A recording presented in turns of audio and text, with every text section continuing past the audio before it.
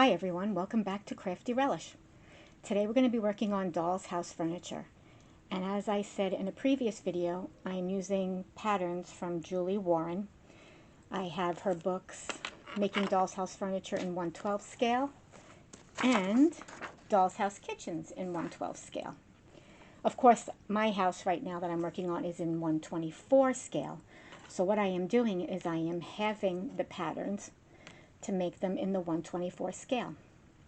These were just prototypes that I did first, and as you can see, I'm a bit crooked in my bed there. Not quite even. Let's see, it looks better there. You can see it better. Not quite even. And I couldn't sleep the other night, and all of a sudden had a eureka moment when I was thinking about this furniture. You can see there's a lot of little pieces. So each one of these pieces, this top piece, this middle piece, the side pieces, the bottom piece, the legs, they are all separate pieces. So every little piece is an individual piece. And when I was not sleeping, thinking about the furniture I wanted to build, I came across this idea. What if I just printed, because I'm obviously cutting them on my Glowforge, well, maybe not so obviously. I'm cutting the pieces on my Glowforge, everybody. I just constructed all of this in one piece, the footboard in one piece with the legs, and then obviously these pieces have to be separate because I can't print in 3D on my Glowforge. So what I do is I go to the book and I copy the page for the pattern that I want to work on. And if you can see here, let's see if it gets blurry. Hopefully it'll clear up a little bit. But next to the sizes, I write my sizes, so the half scale sizes. It's a little blurry, isn't it? You can't see it so good. But you get the idea. This is the pattern size, and then I write my little sizes on top. Then what I do is once I put the pieces in the Glowforge, this is how they look in Inkscape. I made the frame for the headboard molding, the frame molding for the footboard. This is the headboard itself, and this is the footboard with the legs attached. So we're going to print that and hope that it works. It should. I'm very hopeful. And we'll see what happens. But just to show you, I printed a whole bunch of patterns that I'm going to be working on. I'm going to be working on the kitchen ones first, but I did a bedside table that matches the bed. And this is the little, they call it a dresser, like a bookcase. So that's this one in my 1/24 scale. And then we get onto the kitchen, so I'm doing a table. This is a farmhouse sink unit. I didn't print the picture on this because it was a separate page, so I figured I'd save my ink. Then I'm doing the double cabinet. This is a vegetable bin. Another cabinet, a 2-drawer double base unit, that is. And this is a double wall unit. This is a 5-drawer triple base unit. An Aga stove, and then back to the bed again. So that's what we're going to be making. All right, let's go take a look at the process. Okay, so we're getting ready to print some pieces, and before I turn on the Glowforge, I want to do this part without so much noise. So what I do, again, I printed out the pattern, wrote my dimensions next to Julie Warren's dimensions so that I could have it for 1/24 scale. Then I drew those in Inkscape, plus I added a couple of little things. For example, on the hot plate bases, I added a frame in the middle and another little frame in the center. Now obviously my goal here is to conserve as much material as possible, so I'm using all my scrap pieces first. The pieces that we're cutting are tiny, so they'll be able to fit in between all these little crevices, and I'll be able to get a lot of use out of the scrap wood versus having to put in a new piece of wood. So that's number one. Next, we'll put it on the Glowforge. Once they print on the Glowforge, I'm going to leave the pieces in the machine because As you can see, I wrote numbers. Now, a lot of these pieces are only different by a millimeter. So I wanted to make sure I knew exactly which pieces they were once I take them off the machine, and this way they don't get confused and I don't mess up my entire project. So before I take them off the machine, I'll use a pencil and I'll mark each of the pieces as according to this number chart that I've created for them. Now when you open your screen for Glowforge and you turn on the program, this is what you will see. It's showing you what the Glowforge sees inside the bed. So there's my scrap material, and I will now put the pattern pieces amongst those cutouts. Okay, so I very clearly just had a senior moment, and I'm sure you caught it before I did. But what use is numbering all my pieces so that I can mark them before I take them out of the machine if I'm using scrap pieces that I have to manipulate them all over the scrap piece for? Oh my goodness, yes, that was definitely my senior moment. All right, so we're starting over again. Nice clean piece of wood in the Glowforge. Now we're going to lay the pattern pieces on there in the order they come off the program. This way I can mark them up afterwards. Hold on, we'll be right back. Now you can see the pieces on the Glowforge. Unfortunately, I had to take out my little embellishments, the Aga label name that I made and the little circles inside of the hot plates, because it wasn't recognizing them separately, so it was going to cut them out. But I'll figure out why, although maybe cutting them out wouldn't be so bad. Interesting. But in the meantime, I'm just going to leave them flat, and I will figure out why next time so that I can make sure that those pieces in the middle and the Aga name would only engrave. You can see it's working up there, trying to determine how much time it will take to cut out the pieces. Okay, it's going to take 3 minutes and 42 seconds to cut out the pieces. I actually had to shut the machine down and start it over again because for some reason it got stuck droning on calculating the print time. But, ready? Here goes. Over to the Glowforge. And we press that little button. Bing. And then she starts. Okay, let's take it. And there it goes. Just cutting away. Alright, I'll be back to mark the pieces. Okay, it's all finished. A couple of these pieces are so small I don't even know if they cut or if they're just burned in there. So we'll have to see. But in the meantime, I'm going to mark the rest of the pieces. A couple of them I couldn't mark. They were just way too tiny. So what I'll do is I will now put them in a Ziploc bag and clip them to the pattern and move on to the next pieces. The other thing I've decided to do too is make more space between the pieces. Seeing as they are so tiny, I think the laser trying to cut in between those tiny spaces definitely has an effect, because obviously it's burning it, so it has, I think they call it kern, so the space that the laser takes up outside of what it's cutting. So I've separated the pieces a little bit, and now we'll print the table. First piece I'm planning on doing is the bed. And these are my pieces here. I did cut a couple of extra pieces in that instead of using strip wood as called for in the directions, I just used my wood that I cut the bed out of. So I made one a little thicker, one a little thinner. So I'll probably try the thicker one first, but if that's still not enough, then I will glue two together. So here's this is the thicker. This one here is the thicker brace. This is the thinner brace. I think you can see. Let's see. Ooh, try and get that. This one's thicker, this one's thinner, and if it's necessary, then I'll take one of each, glue them together, and use that as my strip wood. So first things first, we have to sand the marks off from the cutting.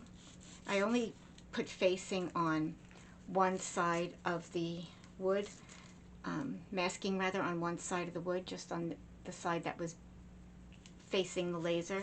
I figured that the back wouldn't burn so bad, but it did. I must have had it set just a little bit too high for the material, so it did burn up a little bit, but nothing awful. And just sanding will help smoothen out the rough edges, make a nice clean finish for paint. Now, I was thinking I was going to paint all the pieces first and then glue them together, but I think this round I'm actually going to just glue it together and then paint. We'll give it a shot. If I don't like it, well, then the next one I will paint first before I glue it together. But sometimes you get a nicer finish when you paint first versus putting the piece together and then painting. So we'll see. It's going to be a little experiment. Right now we'll just sand, get a nice smooth finish. I'm using 800 grit silicone carbide sandpaper. And I'll just take that rough edge off of everything. I'm not too concerned with the burn marks as long as it's not, you know, leaving a gouge in the wood. The paint will cover that up. So my goal is just to smooth the wood out. And obviously not too much, because with how thin this is, definitely make a difference in the thickness. And I don't want to do that. Thin as it is, it's awfully delicate in this scale, so just nice and smooth. You can definitely feel the difference from the unsanded to the sanded.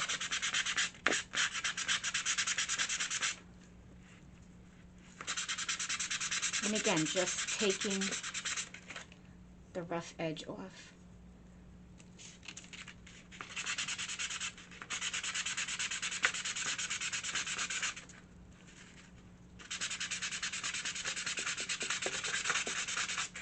Trying not to round my edges either. It's funny when you sand, because sometimes you don't realize you're actually changing an edge or rounding an edge, or because of how you're applying pressure.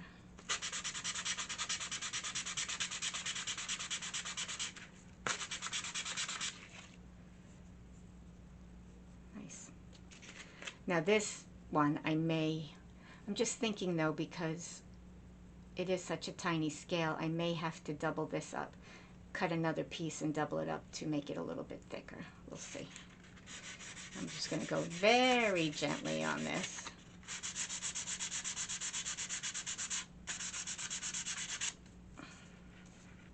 But we do want a nice smooth finish when we paint. And I'll do a very light sand in between paint coats as well. This way we make sure it's a nice smooth finish.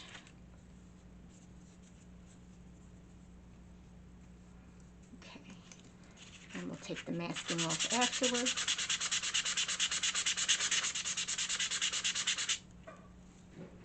And do the other side.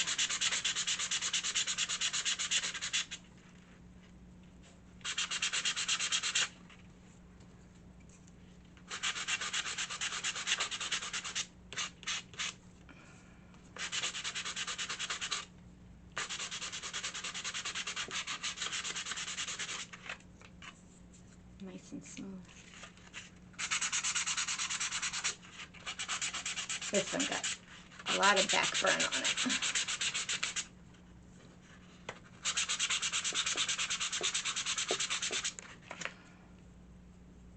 You see, again, you don't really have to do a lot of sanding.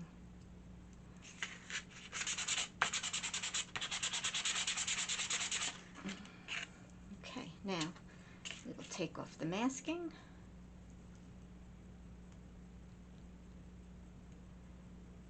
It's much easier when you use the X-Acto because you don't have to struggle with your nails trying to find the edge.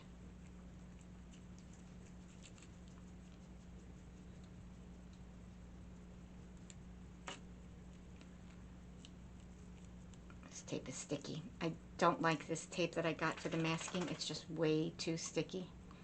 So when I get new masking, I think actually what I'm going to do is just get painter's tape, and I'll use that as my masking from now on. One I got was too sticky, this one, and another one that I got was not sticky enough. I didn't realize trying to find the right masking would be so difficult.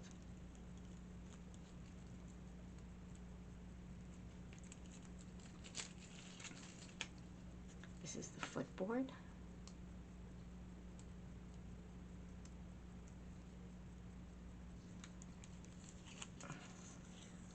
Not quite sure what color I'm going to paint it yet. When I did these samples, the first set of samples that I tried, this one for example, I painted it white, but it's just too stark for me. I don't know if I'm going to. Maybe if I do like an antiquing over it, or I'll do an undercoat and then an overcoat and stress it. That might work. These are the mattress supports.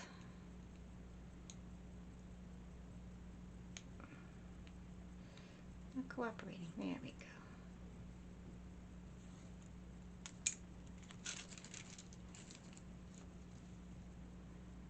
More mattress supports.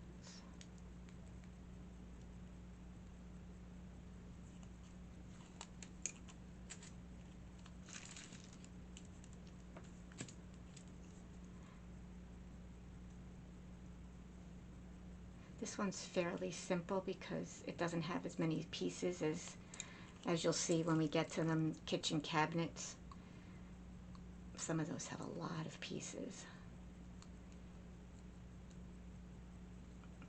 And this one, because I combined molding, for example, this on the original pattern is 1, 2, 3, 4, 5 separate pieces. So combining it into one piece, especially at this little scale, definitely makes it easier for me. All right, these are the thicker ones, I believe. This is the thicker one. We're going to start with the thicker one for the braces. Put those to the side.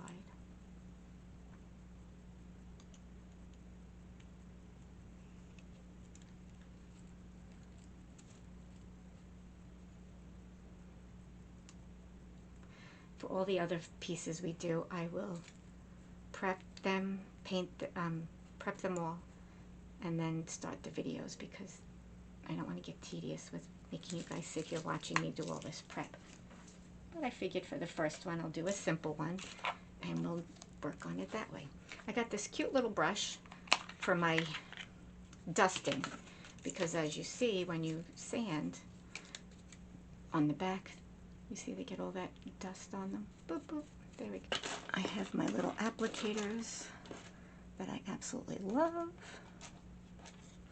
They start out with a little spongy tip on them, but as I use them, the tip wears off, so I keep using them though because they're still working. All right, supports for the side, supports for the footboard, support, mattress supports, which come later, moldings for the footboard and headboard. Okay, so I think we'll put those on first. Move our supports out of the way. And I'm just going to put a little tiny bit on the back because I don't want it to get all over everything and have leakage, you know, so you have extra glue that you have to worry about cleaning up, which I may have to do anyway, but I'll try to keep it to a minimum. I'm hoping the sound comes out good on this. I have a little microphone that gets added to it, but for some reason I'm having a hard time trying to figure out how to put it onto the camera. So that's something I'm going to work on too. I just really wanted to get to this video because I've been so backed up with other projects for personal reasons that I haven't had a chance to do the stuff I want to do for my channel. Alright, let's see. Get that as centered as we can.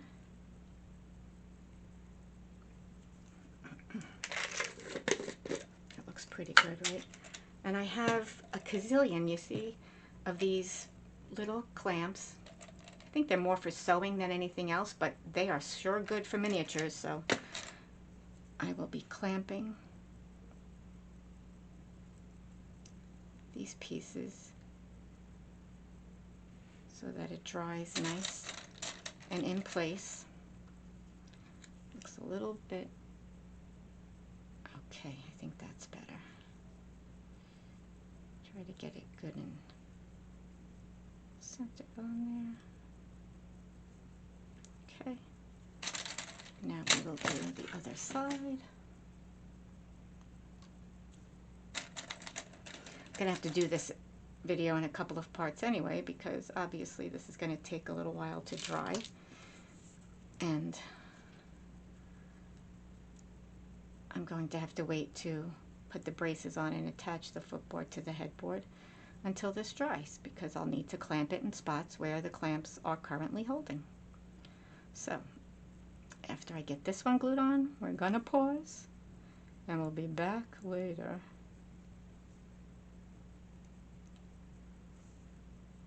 What projects are you guys working on now? Actually, what scale is your favorite scale? I love 112 scale, but I really like 124 scale because it takes up a lot less room. I have a dollhouse that I built for my daughter, the Allison, Real Good Toys. I think it's the Allison Junior, and that's 112, and I still need to do a lot of work to that. So that will definitely be coming in future videos. I'd never finished the molding in there, and we never finished the decorating because my daughter was little when I made it, so I wanted her just to be able to play with it at the time. But now I think it's to a point where I want to finish it the way I want to finish it.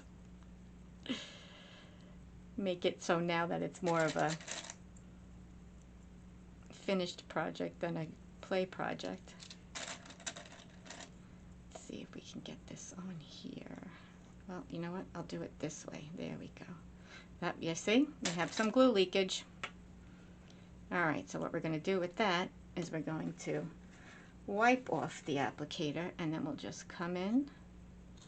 I knew I put too much on that, but that's okay.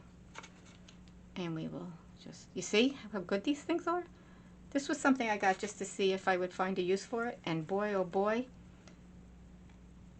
it's one of those things that you were very happy you got, because I use them a lot now. They are from Temu,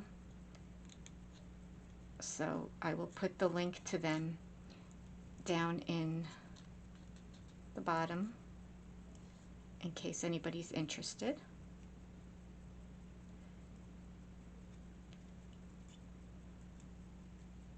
There we go. This glue dries very quickly. You see that? It's already like...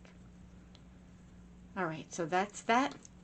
We will be back later once this sets up and this sets up to put them together.